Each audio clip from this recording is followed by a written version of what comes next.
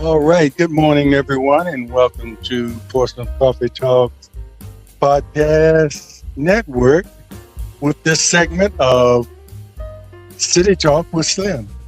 And hope you had a nice weekend this weekend. But we're starting our Monday off with a little bit of jazz, and I'll end that right now so we can get into the subject with our guests.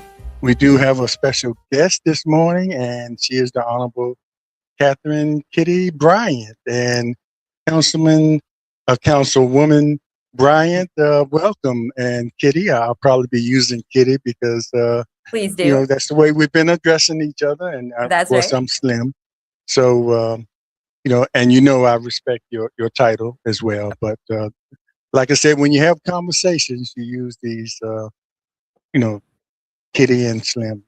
That's going to be fine. I hope nobody's offended by that. But anything, No, let's do it.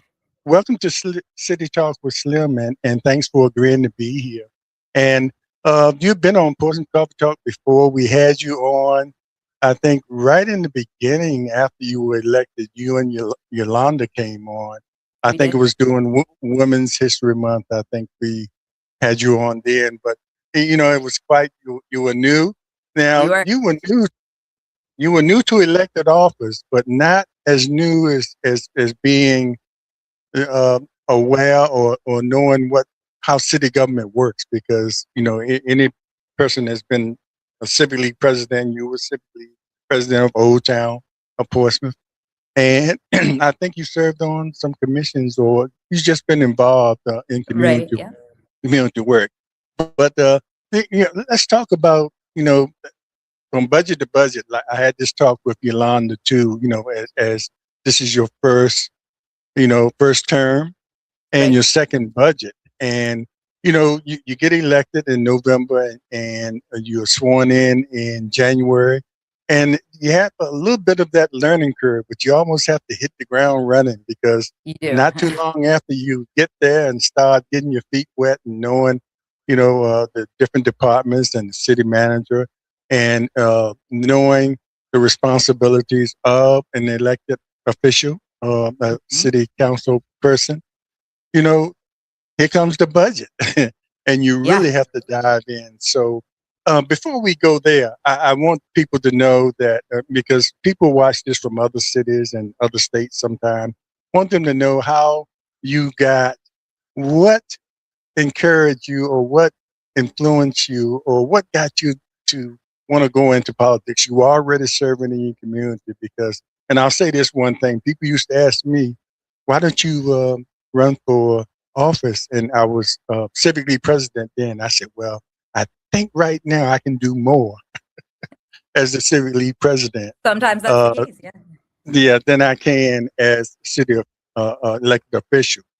And that sort of went both ways. I probably could have done more as elected official. But anyway, what made you decide you wanted to take it to another level from community work up to the city elected office? Sure. Sure. Well, first, thank you, Slim, for having me and for providing this opportunity for the citizens to get to know our council better. It's always a pleasure to Yes, chat with you. you're quite I welcome. will say that I never planned to serve in public office. It was something that was never on my radar, but when the opportunity came about, it felt like a great opportunity to give back to the community. I see it as public service, and that means a lot to me. So I was very eager to help Portsmouth reach its full potential. So my husband Hunter and I are raising our family here, and we've been here just about 16 years, and always felt like Portsmouth had just this magic and this great potential to be something fantastic. And when we started to see that council wasn't working as collaboratively as it could have, I was just completing the LEFCO leadership class, which I'm sure several people in your audience are familiar with. It's a city leadership class that's aimed at developing future leaders for the city. And I just loved that opportunity and saw it as a platform to do more. And with the election coming up a couple years ago, council seemed like like a great opportunity to give back. I was a little hesitant because, as you know, we have 3 kids and I didn't know how it would fit in with our schedule, but they have done a fantastic job and gotten involved right alongside with us. And I think it was really important that Councilwoman Thomas and I both represent people raising families, women in particular, raising families in the city. And that voice was something missing previously. So it's wonderful to represent, of course, all of Portsmouth, but to bring the perspective of a parent and someone who's really committed to making the city reach its full potential for future generations. Yes, and you said represent all of Portsmouth and all of you run at large, and Yes. as opposed to running, differently. So and you have to, when you get in, you have to realize you represent everybody, even people that Yes. probably didn't vote for you, and sometimes you come across people that probably didn't vote for you and come to you and have a negative slant on things or the way you have voted. How have you been able to deal with that? Especially when, and I think you all look for that. You don't always look for the positive things. You want people to approach you and say, "Well, I didn't agree with that vote," because a lot of times when you all vote, it's depends on a lot of things, the information you get from staff or the city Mhm. manager. And you like to be able to include how just the citizens feel in coming to the point where you vote one way or another. So, Yeah. how Yeah. do you deal with that when you have the people come up to you and say, "Well, I didn't agree with that." I mean, how do you take that in, and what does it do for you when you consider your next vote? Well, I'll start by saying I'm very glad that Portsmouth is represented at large. I think it really encourages council to learn issues across the city. People contact me from every neighborhood in the city when they need support on something that's important in their neighborhood. And so that really does help us, especially as a new council member, learn issues that are important to people. And of course, not everybody's going to agree with everything we all vote on. My philosophy is that I am elected to represent people by making good decisions based on the information staff provides. We're charged with being fiscally responsible, and we're charged with responding to citizens' needs. There's going to be some balance and some priorities, but the wonderful thing that we've done in the last year is council has approved 5 strategic pillars to guide us in making decisions for the city. And so those pillars are always there for us and for citizens to align projects and funding and grant opportunities. And so we keep those very present. They're on our agenda. They're in our work sessions as a reminder of, hey, this fits into this pillar or this fits into that pillar. And so that helps with the balance. Um, I'm always open to feedback and conversation. I love talking to people and love hearing what their perception is or what their opinion is. So I always encourage people to contact me if there's something that I'm missing or I need. I'm welcome to that. But it's it's the job to make the hard decisions, and at the end of the day, our role is to represent people in the best way that we can. So that's the territory. Yes, indeed. And you mentioned just a little while ago that one of the reasons you decided to run because you feel like that you need more cohesiveness on on the council between Yes, we councils. did. And I guess you saw something before you came on that you know you said it needs to be better than what was going on. So I'm using that to slide into the relationship between the city council and the school board, and because that's always a big issue. And a lot of people feel like you know everything they ask, it should be given, but a lot of things come into play as far as funding with the school board. But the main thing I think should be the relationship between the two bodies, being able to communicate and be fair. And you and Hugo, I believe, Councilman Hugo, are liaisons of the Mhm. school board from the council. How do you feel that relationship is now? Because me seeing it over the years, and I can go way back, there have been some times where there's been a lot of contention between the two bodies, a lot of accusations and things like that, that probably didn't serve well as far as, you know, completely or fairly serving the public. How do you feel Yeah. that relationship is now? And if it needs improvement, what do you think should be done going forward? Yeah, we're actually having some conversations now. We have put some measures in place in the last year to improve that relationship, and it's a work in progress. Certainly, Councilman Hugel and I take the role of liaison very seriously. We're committed to being collaborative and having conversation and being open for discussion within the meetings, outside the meetings, and we did push for a retreat, which we were able to get all of us together, which it's a lot of elected officials to get rounded up in one room. And we all came together in the winter and had a very productive conversation. It was great for all of us to be together. We've been talking a little bit about whether we need to do that some more and have all of us together in the same room to align our priorities and talk more about funding. And overall, I think there are still some opportunities for us to grow our relationship, and we're committed to do that, certainly. And all of council is absolutely. We all have different connections to the schools, whether having served on the school board, having children, grandchildren, or working within the schools. But we, as a council, we are committed to making education a priority. It's one of our strategic pillars, workforce and education, and so we will continue to develop that relationship. Absolutely. Yeah, and I think public perception is important. And if we can see you all getting along, I think it goes a long way. And we don't want to, as citizens, to pick sides between the two bodies, because we know there are No. two different responsibilities that both bodies have.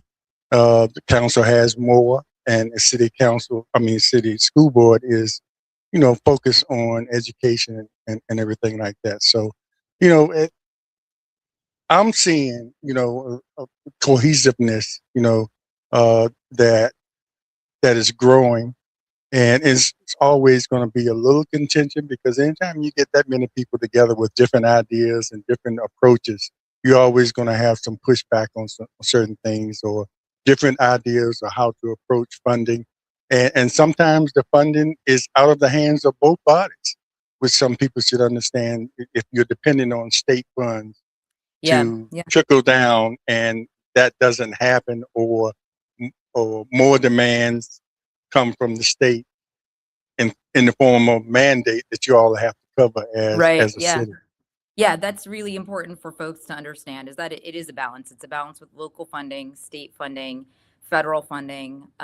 Yeah, I'm really proud of the fact that our schools, our teachers are the highest paid in the region, because that really That's supports. important. That's very, Yeah, it yes. supports retention and hiring. And I'll give you an example. I've seen that directly with my kids in school, that um, test scores are improving, and we have teachers year after year, and they get to know your family. They know your kids. You feel very bonded to them. There's trust there. And so the funding that council has given to our schools in the last few years has supported the salary increases that the school board recognized that they needed to create a salary step plan that was better and going to impact that retention and that recruitment. So it has paid off. Our vacancies are down, and our kids are learning. So we'll continue to work collaboratively with the school board, absolutely, to support their needs and to support that funding and Yeah, have good thanks for that. conversations.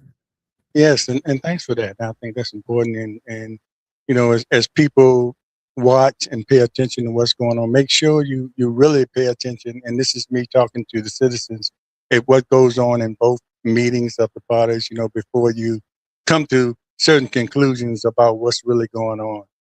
because we really have some students doing some amazing things that's not Yes, we do. often reported. But sometime if you watch the beginning of school board meetings, you'll see those students being recognized Yeah. for some of the achievements they're making. So Yeah. before you speak out about what's not happening, make sure you're aware of some of the students that are doing really well, especially in the dual enrollment programs. That's Yeah, just that's amazing to fantastic. me.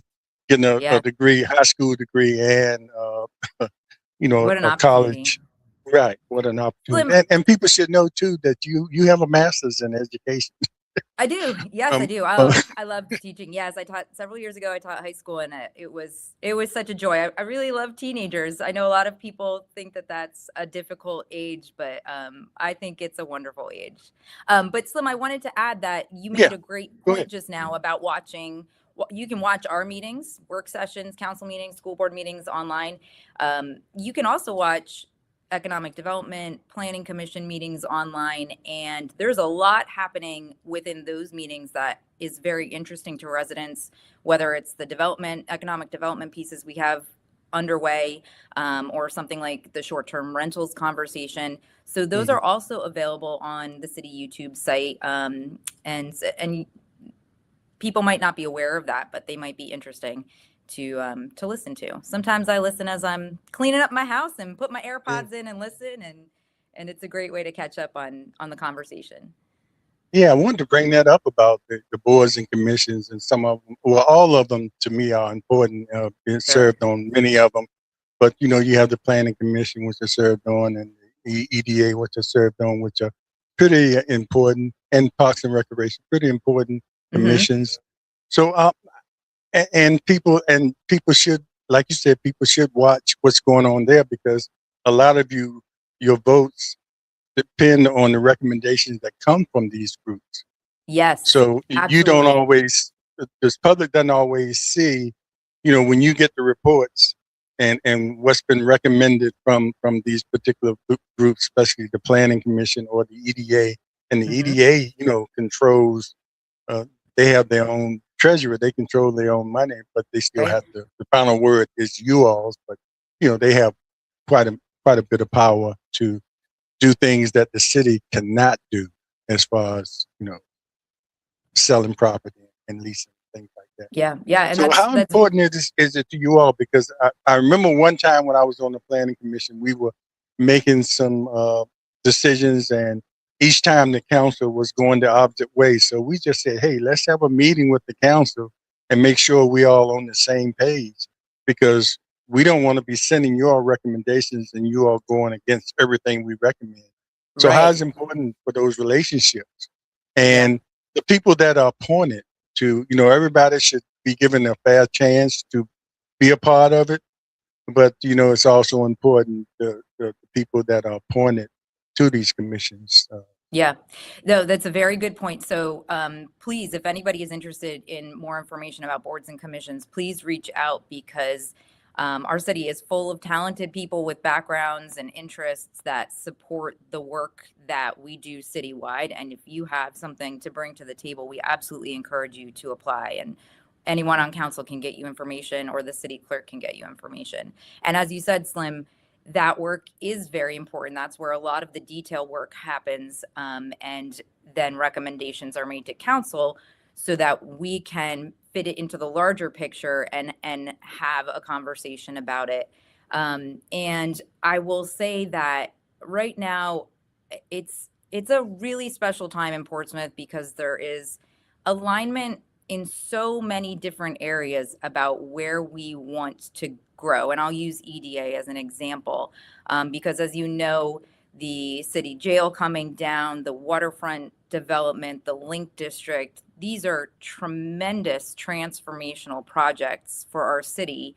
And the work is moving at the pace it is because our EDA is involved and we are having good conversations with them. We meet jointly with them at least once a year, and of course are engaged with each other outside of meetings here and there. And that alignment is what's keeping us at this pace that you all see, and the momentum is building. And so with the waterfront example, that project went through the public information process. We had a couple sessions where the public come and talk about what they would like to see on the waterfront. And now the RFPs were actually, the request for proposals were actually due at the end of July. So our goal is to have a developer selected by November, if not maybe a little bit sooner. And that is keeping us on pace to get that project moving. And as you're you know, talking about the old Holiday Inn site yes, as far Crawford as the Bay. Yep. proposals coming in, not Yep. where the jail is. That comes later. Yes, As to far clarify, as that okay, that's two separate okay, sections. Yeah. So okay, we'll call the waterfront the Crawford Bay site. okay. That's good for clarification. Thank you. So that is moving very fast, and as you know, it's a wonderful spot with an incredible view, and our goal is to make that accessible to everyone in the city. This is our special waterfront, unique property that we want everyone to feel they have access to. They're welcome to come down and eat and shop and have recreational opportunities. So that's moving along at a wonderful pace. And so that comes from that alignment with our EDA team. On the jail side, so since we were talking about the jail, so up the street by the former Civic Center, that is coming along. The demolition is incredible to watch. I'm sure that you've seen it. If you've come down for Yes. Sunset Thursday, I'm sure you guys have all seen it. And it's the jail is gone, and it has already transformed what I'm it old looks enough like to down know there. when it was built. Oh goodness! And the next building will come down very I was a soon. little guy, but I remember when it was built. So it must And be was, incredible for you to see that change, and yeah, we're to see just that so change, excited about it. and what people people don't realize, or at that during that time, it was mostly industrial area. Right. So people say, why would you put a jail on the waterfront? But it was all in industrial and industry there. So, no one was looking at that site to Yeah. develop it for homes or apartments or anything like that. It just didn't make sense at that time. So putting a Yeah. jail there and the courthouse made sense at that time. Right. But now, times have At changed. that time. And I'll tell you that one of our strategic pillars is, of course, economic development and citywide revitalization. And I really want people to understand that the Civic Center coming down, the jail coming down, is important because if we build a new project on that property, that becomes taxable. That becomes revenue for us to support our citywide needs, our general fund. So the goal there is to create something that's taxable rather than municipal property. And I've heard the city manager tell this story a couple of times, but when he first came into Portsmouth and they took him to his office in City Hall and he looked out at the beautiful view of Norfolk and the river, and it's fascinating to watch the river traffic go by, and he jokes that he thought to himself, somebody needs to be paying for this view. So with that section of the waterfront property redeveloped, we're increasing our tax base, which is really important. As you know, we only have so much land here in Portsmouth, and a lot of it is federally owned. And so we need to work with what we have. And like you said, at a time that served a purpose, the jail there, Yes. but it no longer serves us well. Yeah, we have to be very careful with the choices we make with the land that we do have, Right. and make sure it's the highest and best use. But Kitty, I want to get into this with you now because the part of the title of this particular segment was, your name, the Honorable Kitty, and achievements and challenges.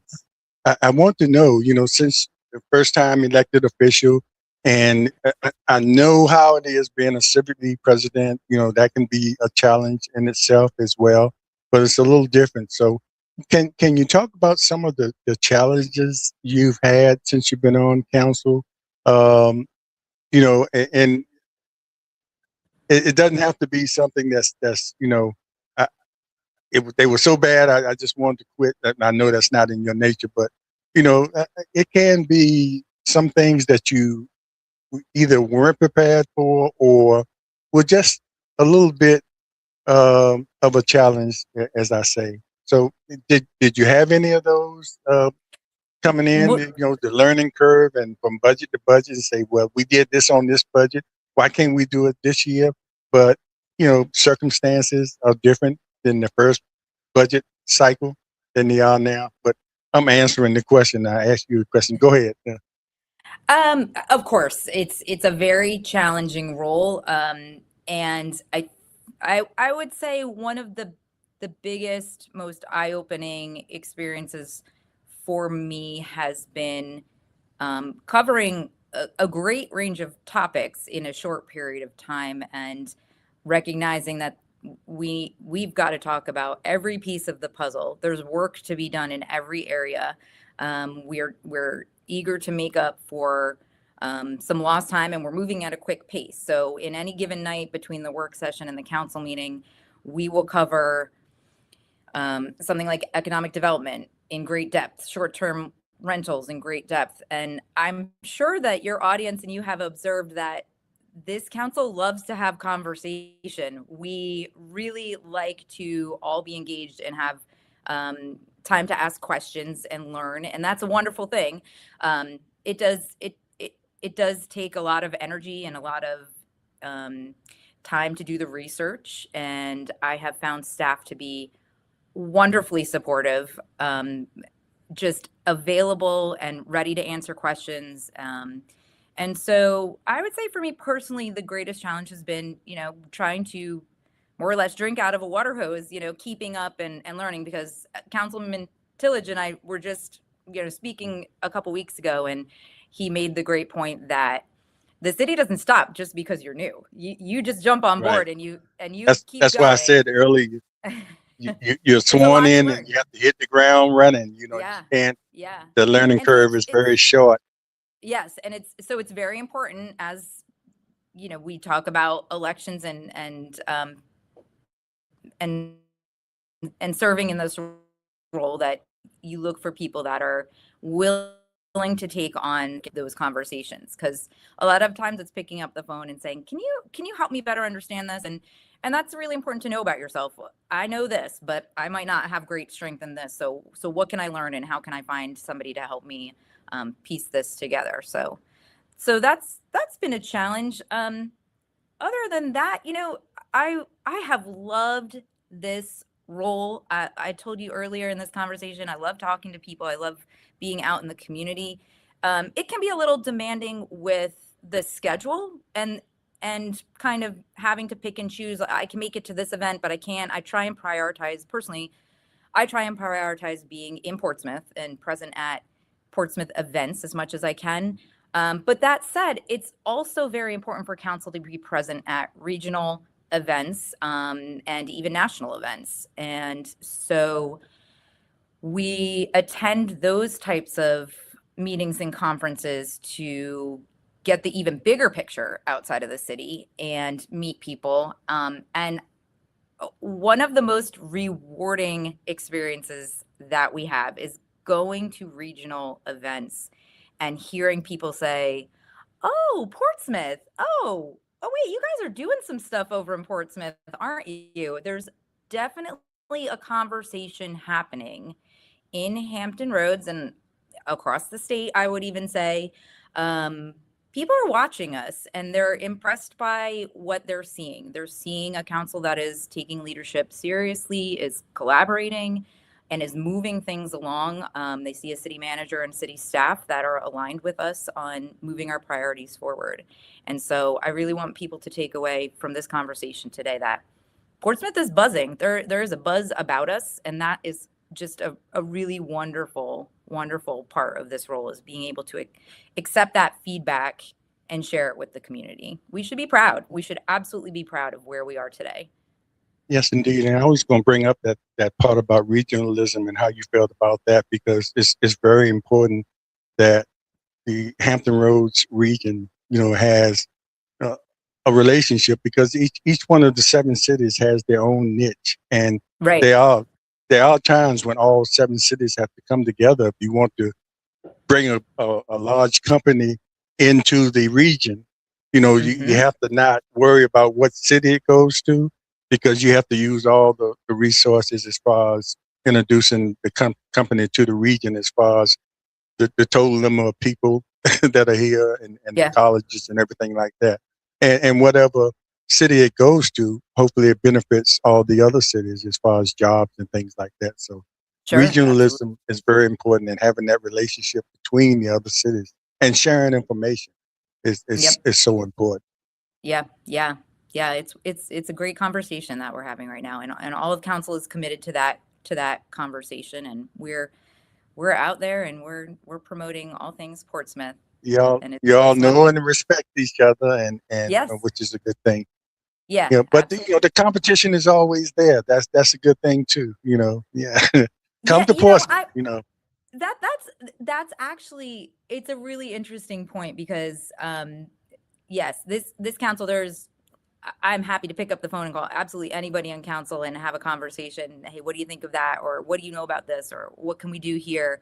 And we really do support each other. But I will say we're all different. I mean, we're clearly Yeah, all yeah, different people. We're different ages, different professions, different phases of life.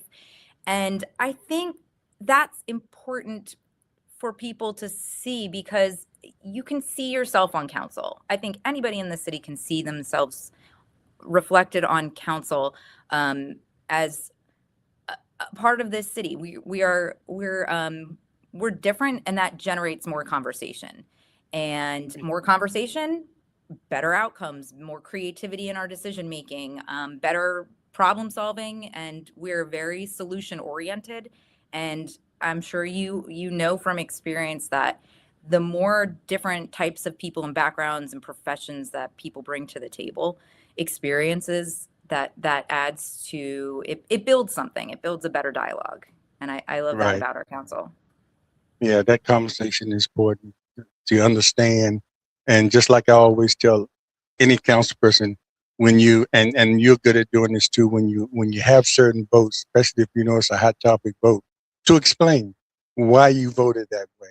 And I still might not agree with you voting that way, but at least I understand why you, or I know why you voted that way, because of the information you were giving and how you actually feel about, you know, the direction that vote might take us. So Right. it's And important. yes, and I will say that I think if people are really interested in that type of dialogue, I would encourage people to watch our work sessions because, as you know, The the work session, that's the where the council meeting really bread is and butter. Yeah, right, exactly, the bread and butter. It's the council meeting is sometimes we vote, we hear the public, we give updates. But if you really want to dig into it a little bit more, I encourage people to watch the work sessions that we have because that's where a lot of our conversation and questioning and thinking comes from. And um, I have recognized a need in this role for um, communication, which is something we all talk about all the time. But I have a background in journalism, and as a mm, former teacher, one of the things that I've tried to do in the last few months is provide a 3 important updates through my social media on what did we do last night at the council meeting and what was important and what are the top 3 things, and is there an opportunity for the folks in the city to that I hope is useful to people who are looking to better understand what decisions we made, why they impact you, and what will happen next moving forward. So that's something I'm committed to continuing after each of our council meetings. yeah. Excuse me if I look away. I have about 3 different screens up That's here. okay. I try to keep up with the different platforms we're going live on. And I Yes. want to go back to something real quick. That you all talked about in your work sessions about short term rentals, and Yes. briefly, people might not understand, but it's important that we get a handle as a city, a handle on that, because you Mhm. have Airbnbs and short-term rentals that are operating as businesses but not registered as businesses, and the city misses out on opportunities that they benefit as far as other businesses that are in the city have certain criteria they have to meet as far as taxes and everything like that. So I think it's a good thing that you all are looking into it and trying to formulate some kind of policy or some kind of uh, rules that will dictate how these businesses operate, because it's a Yes. lot here in the city of Portsmouth, Yeah, and and it's a lot of money being made by people, and they are businesses, so you have right, freedom right. as such. And Slim, this is a really great example of how this council works. So we recognize that this was a need. There's a lot of community conversation about short-term rentals and really, to be honest, pros and cons. People who own short-term rentals and want to offer that as a tourism piece for our city, and people who are concerned about short-term rentals as their neighbors in their community. And so the conversation started with people bringing that topic to council. We had sort of some initial conversations about it with our city manager, with planning. It evolved. It came through our retreat. We talked about it at our retreat in the winter. And then we continued the work this summer with our planning commission, our planning staff. They held more than 10 public sessions about this issue. So went Hmm. into public spaces, civic leagues, and other public spaces in the community to engage with people. What do you want to see happen with short-term rentals? What are the pros? What are the cons? They gathered that feedback, brought it to council, presented to us where we gave further feedback and came back to us again. So this has been an important issue that we have taken from start, and we're nearly at the finish line. But it really shows this idea of collaboration, which is something that we talk about a lot, but this is a great way of looking at it, that we have collaborated as a council with staff, with the community. We've gone back and forth on it, and the end result will be something that serves the city fairly, and the ordinance that we arrive at will be something that we can be proud of, because we worked very hard to get it right. And so, that's not to say everything we do is going to be right straight off the bat, but the process is important because it allows us to take into consideration what the problems are, what the opportunities are, and to arrive at solutions that work for people. So that will be coming up very, very shortly. Yeah, it's something you're not taking lightly, and you're making sure you're taking your time and getting all the details and giving the Right. public an opportunity to weigh in on it, and especially the people that have the short-term rentals and the Airbnbs to give their. I'm sure most of the people that own, they will be willing to do what they have to do once the city enacts Yep. certain policies that they have to abide by. But having them to have some input in it, I think is very helpful, and you sort of, you know, pleasing both sides of the street, because something has to be done. We can't, we can't let Right. businesses Yep. operate as businesses Yeah, without it's a being, safety issue. yeah, Yep. Right. without It's a any tax kind of issue, it's a safety regulations. issue, it's a Right. tourism issue, it's all those things. Yep. Yes, it's important. Yeah. Um, and so that process has been great, and we've applied that process to other ordinances recently passed, to the bulk trash collection, the blighted properties, short-term rentals. So it's we've been busy this summer. We've done some good work this summer. Yeah. So when you go out, I see you just about everywhere, and people don't realize that being elected in Portsmouth on city council, it's a part-time job. It is. It's a part-time job, Technically it is. and most people like yourself that are elected to office, they have a life. They have a life. They have another job. You are director of what is it? Director of education Children and services, family children and family ministry at the communication for the church also. Yep, that's also a part-time role that I have served there for several years. So a joyful yeah. job for sure. Yeah, and as I was saying, I see you out everywhere, and what would you say to? And you probably talk to civic leagues a lot. What would you say to most citizens, the average citizen out there, is how important it is to be involved as you can. Not everybody's going to be a part of the civic league. Not everybody's going to be an officer in civic league, but it's something that everybody can do. You know, Mm-hmm. and the main thing is staying informed. Uh, Yeah. when you talk to people, what do you tell them? Because a lot of times people come up to you, I'm sure, and they have suggestions. They Mm-hmm. have, we need to be doing this, or you ought to do that. But sometimes it has to be a collective effort. The Yeah. citizens also have to participate. Yeah. And not depend on our elected officials to do everything. Yes. Although we elect you all to do certain things, but not everything. Some Right. of it falls back on us as citizens. Yeah.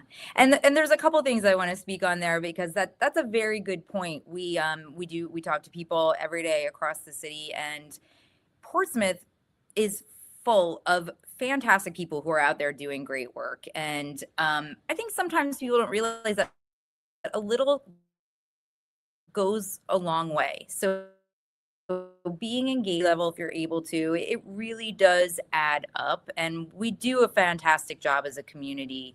But there's always opportunity to get involved more. I will say, please, again, if you're interested in a board or commission spot, please reach out because that's very important work. But even something like picking up litter in your own neighborhood, and I love that as an activity because it does impact public safety. It impacts community morale. It's something that anybody can do pretty much at any age. Kids are able to do it. And community cleanups are a great way to meet your neighbors. And sometimes having that conversation with neighbors, it also sparks an energy, a movement to build within your neighborhood. Another very practical piece that we are constantly promoting on council, and please, if anyone in your audience hasn't downloaded this app yet, it's called See, Click, Fix. I'll say that one more time. See, Click, Fix. It's an app. You can put it on your phone, and use directly to city staff. If you have a pothole in your neighborhood or you're trying to pull out in your car and you can't see because there's overgrowth on one of the sidewalks, a light is out in your neighborhood, you can report that directly, create a record. Staff will dialogue with you. If you have an account, they'll get back to you and say, hey, we took care of this. This is fixed. And that's a wonderful way to connect because we can't always see everything. As much as we try and as much as we're out there, we just can't possibly see everything. And we can certainly accept phone calls and emails. That's wonderful, but things fixed. And it's useful for staff to see what the needs are across the city. So those are some of the tips that I'm sharing with people. And yeah, people are wonderfully receptive to using that app. It's been really, really successful, which is great. Yeah, I'm gonna have to check that out as well. Yeah. Yeah, and so we're getting a few glitches in on your end. I don't know if Uh-oh. it's on my end, but you're still coming through okay. But certain words, but we are coming to to the end of the hour, and I wanted to. You mentioned something about public safety earlier, and so I have to mention this. I have to Sure. bring up, the crime situation that all of our cities are experiencing, and especially here in the city of Portsmouth, we have a crime commission. And so, how do you feel about the? And let Mm-hmm. me inject something that I always mention about, sometimes what would help if we include some of the universities that we have around here, like and in Norfolk State. I brought many of those professors on that are part of the Department of Psychology, onto our show to talk about different issues, that maybe crime, you know, that deal with crime, and they deal with human behavior all the time. And sometimes we don't Right. take advantage of the opportunity to bring some of those people into a crime commission, to help. And I talked to some of those that are willing, you know, and that have put their name up or mentioned that they would be uh, willing to be involved in something like that, and they were never contacted. So, uh, that's some of the things, because we have to, when we're looking at crime, I think, in my opinion, we have to look at the mental stability of it, or, the socioeconomic environments that some people come from, and, that pushes them into that kind of behavior.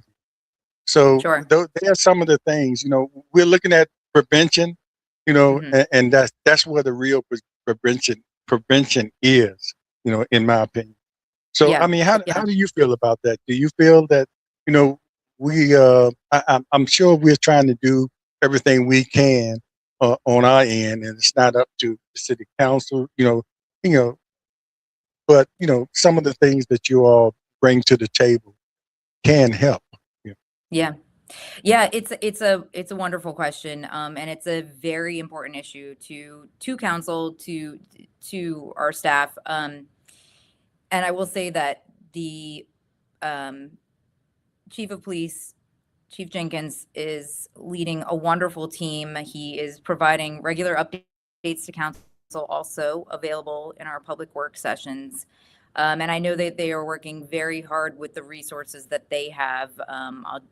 Something new that they have coming down is drone response to public safety issues. And that might be a topic for another time. That's a very cool piece of technology. But your question, I think, is more aimed at what are we doing people wise rather than tech wise. And so one of the interesting pieces that we've added to this puzzle is a group of people that are working for Portsmouth United called Community Violence Interrupters. And they are in our communities in areas that are known to have higher crime. And they are working on sort of what you described, Slim, which is getting to know people, getting to know problems, and working through those problems before they escalate into violence.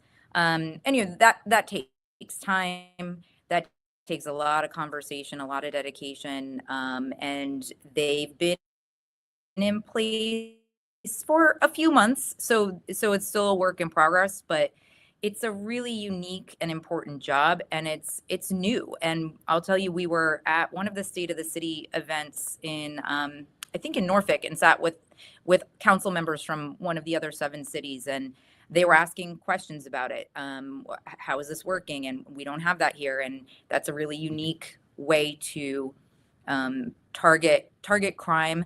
Um, they don't work for the police department. They work through the Portsmouth United piece, which is funded by our state grant to help us target gun violence.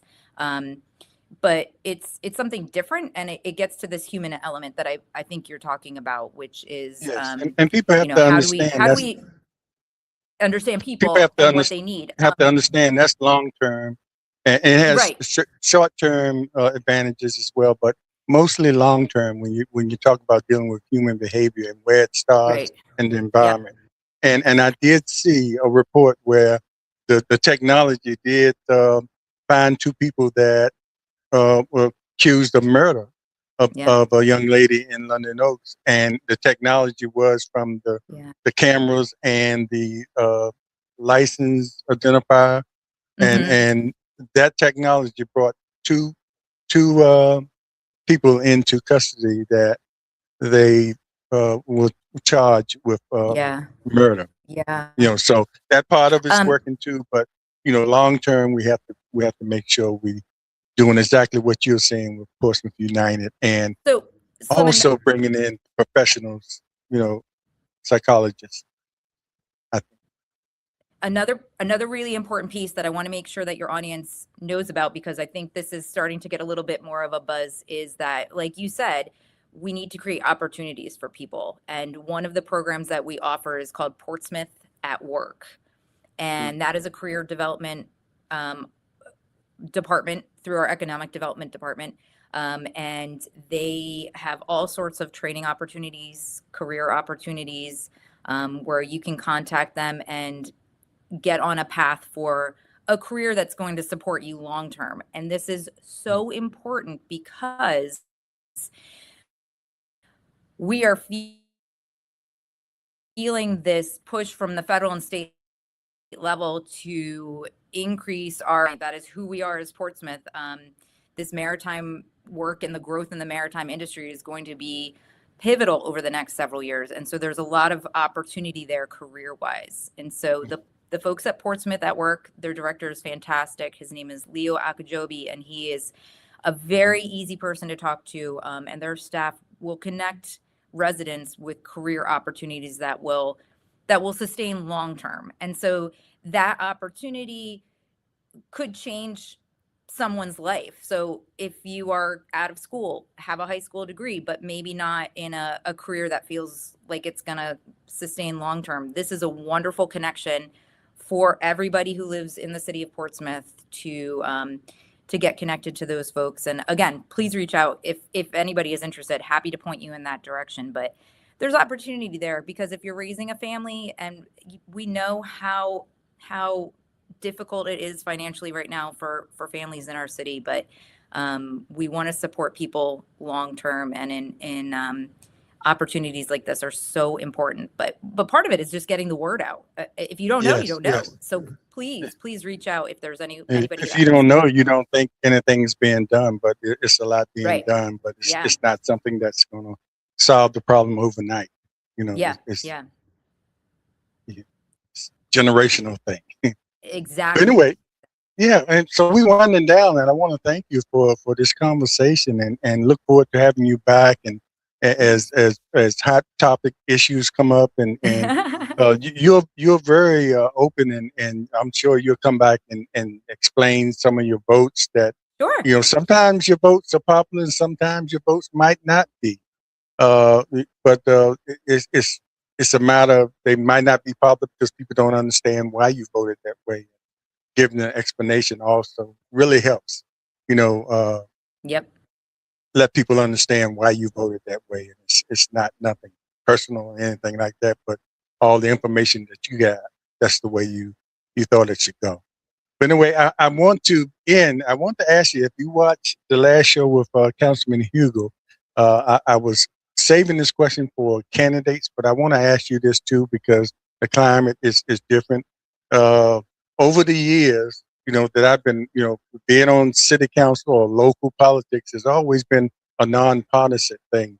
But lately, a lot of people, that bet might think this might be important and might not be. The local elected officials, is it important in your view that we know party affiliations or your national ideologies, about national issues, the ideologies on national issues?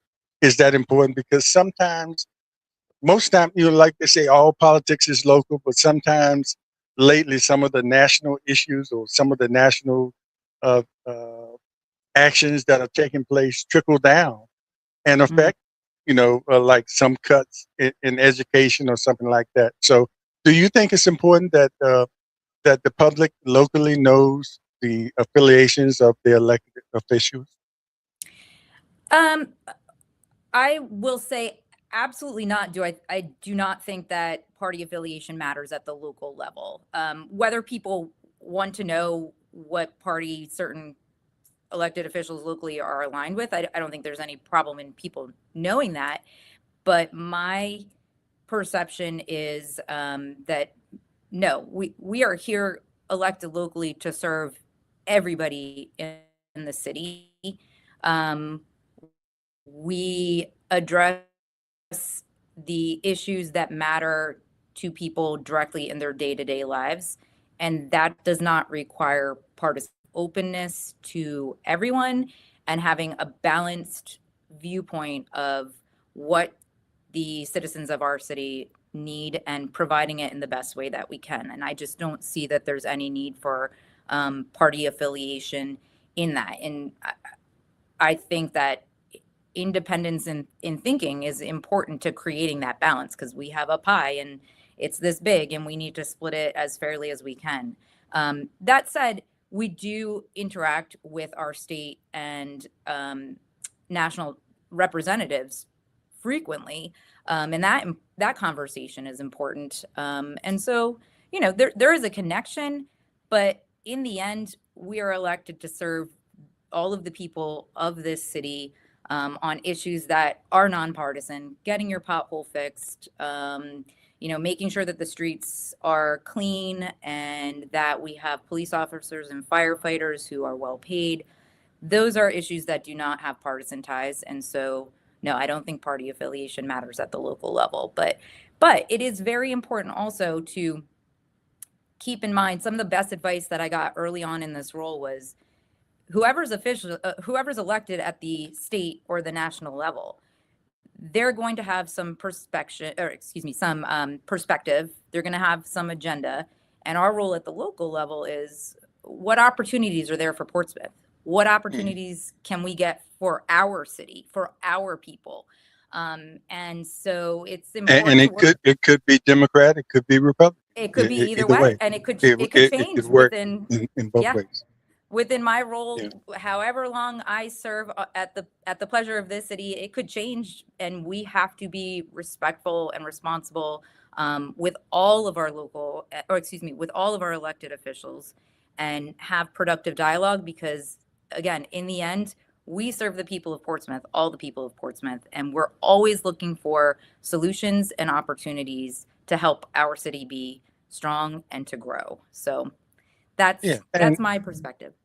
Yeah, and like you said, in the city as small as Portsmouth, most people know most people's affiliations, but it really doesn't come into play per se. And it might be important to some people if they feel strongly about what's going on the national level. But, you know, you see on the state and national level, it is a lot of bipartisanship that has to go on in order for things to move forward. And sometimes you go one way or the other. But, you know, I have to ask that question these days because it comes up a lot and it's important to some people. And a lot of people it's not. But, you know, it's good to ask that question, just get the perspective of the elected officials that are local here and how they feel. And most of the time you get the answer, like you're saying, the focus is on local issues that oftentimes has nothing to do with the national, but it can trickle down. Some things can trickle. And like I said, I think it's more about the relationships and the respect that we give to the people who are elected at those other levels that represent us. But I would argue too, Slim, that, you know, there's so much political strife and bipartisanship that it's also refreshing at the local level to be doing the work in just a very real and practical way, and really to kind of always go back to, we represent all the people. We want to make the best decisions for the people that are here, and kind of get away from that bipartisanship if we can. It's a little refreshing to serve at this level where that's not looming all the time.